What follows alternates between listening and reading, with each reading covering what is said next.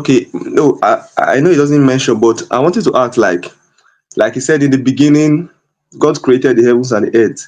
So that The means the angels would have been heavens was created. Take it easy, step by step. The angels would have been okay. created. When the heavens are created, then Yes. God would have created angels to dwell in the heavens. Then he'd focus on the earth, fashion it so that man could live on it. That's Job Okay. 38, verses 4 to 7. God was fashioning the earth, and the angels were already there, seeing God fashioning the earth. Job 38, verses 4 to 7. Okay.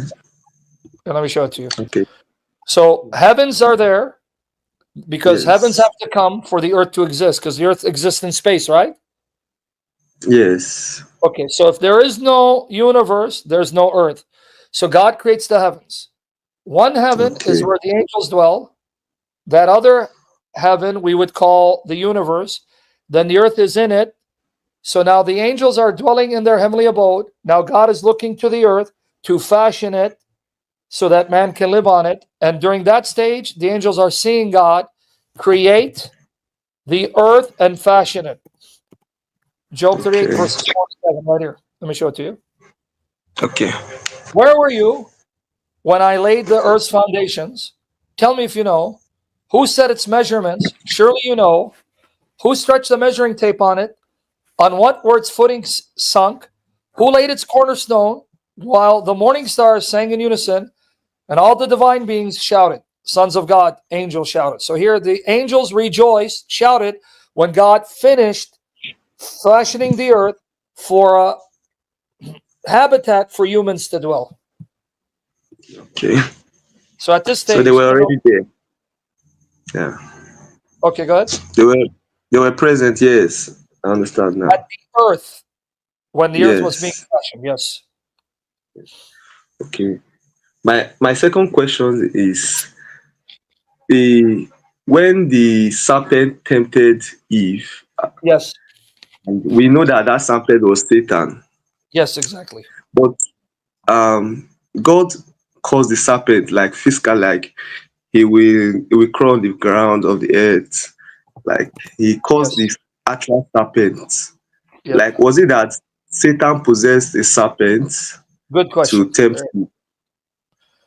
Excellent question he's asking, because that's a lot of people have a struggle with that. Is this an actual animal?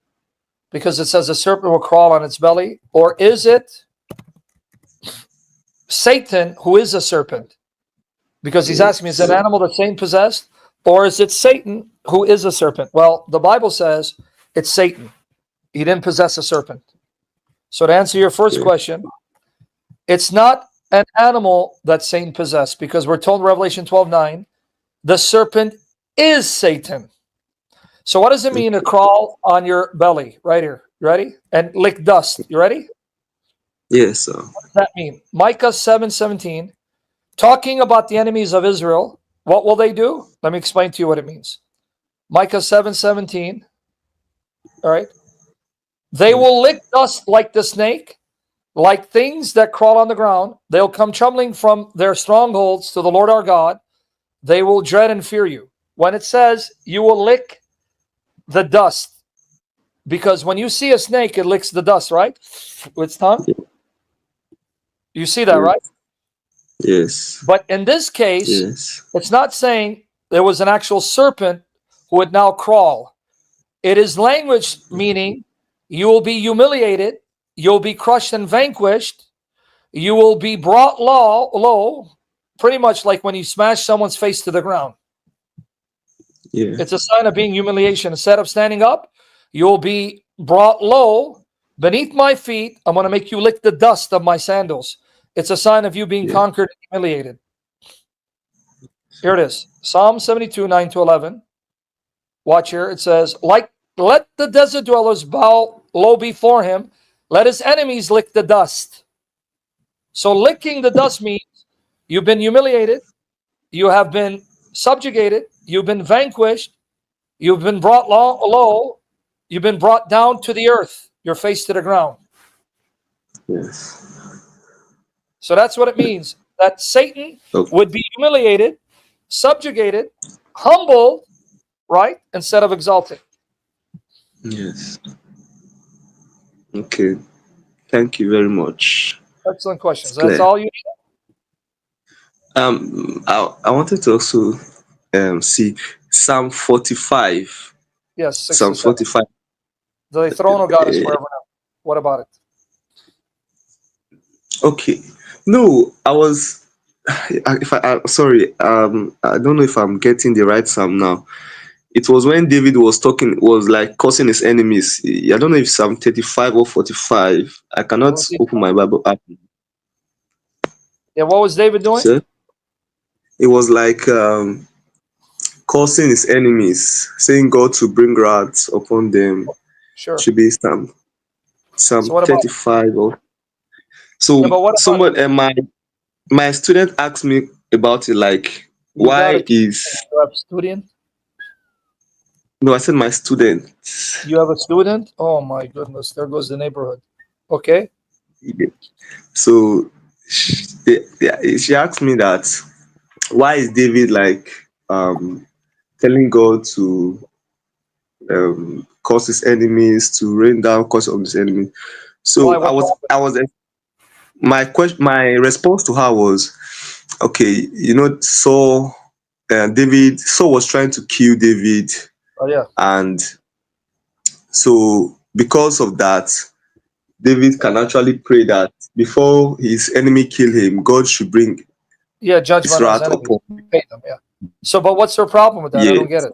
Why she have a problem with it? No, I'm just asking. No, I'm confirming whether my answer was actually No, you're yeah. correct. That's why The I was Bible, asking. of course. The Bible itself, even in the New Testament, you have in the New Testament God's righteous servants crying out to Yeah. God to bring judgment, destruction on those who murder them and harm them. That's called justice. If they don't repent, then they're going to have Yes. to be repaid for their evil. Here, Revelation 6, 9 to 11, even Paul, he Okay. prays the Lord will bring judgment on these false teachers who are causing division and slandering him. But here, Revelation 6, 9 to 11. And when he opened the fifth seal, I saw underneath the altar the souls of those who had been slain because of the word of God and because of the witness which they had maintained. They cried out with a loud voice, saying, How long, O Master, holy and true, will you not judge and avenge our blood on those who dwell on the earth? See, they're praying for judgment. Yes. When are you going to avenge us? These people murder us because we love you. Well, if he Yeah. avenges them, he's going to have to bring wrath on them, right? Yes. Now, does the Lord rebuke them? No, no, no. Hey, look. And a white robe was given to each of them, and it was told to them that they should rest for a little while longer until the number of their fellow slaves and their brothers who were to be killed, even as they had been, would be complete also. In other words, wait, more people will be killed, and when their full number is up, I'm going to avenge you and bring destruction on them. Yeah. Right? Even here, Yes. Paul, look, Paul, 2 Timothy 4, 14 and 15, look what he says. Alexander, the coppersmith, showed me much harm. The Lord will award him according to his deeds. He's asking the Lord to repay Alexander for the harm he did. Is that praying for Okay. blessing or judgment? Judgments, clearly. Be on guard against him yourself, for he vigorously opposed our words. So he's saying the Lord will repay him for this evil and stay away from him. So, guys, you see a biblical basis for two things. Listen, Chris, everyone, you have a biblical basis for two things. Number one, you have a biblical right to call out people by name. The Bible says to protect the flock, it is at times necessary and important to call out people by name and expose them to protect the flock from being deceived by these false teachers. Number two, here you see Paul, inspired by the Spirit, showing you there is a time and place where you can ask God to bring judgment on these false teachers, on those who destroy households, destroy people's faith, mislead them, and or even harm Christians physically. It's right here. It's right there. So don't let these effeminate creepers, no, yeah, there's a time and place for everything. So you got that? Yes, sir. You're a good man. If that helped you, I can move on to the last two questions, or you need one more. No, I'm okay, sir. Thank you very God bless you. much. Pray for you and me that we both finish the race. I need your prayers. Praying for you, sir. I love you, brother. God bless you.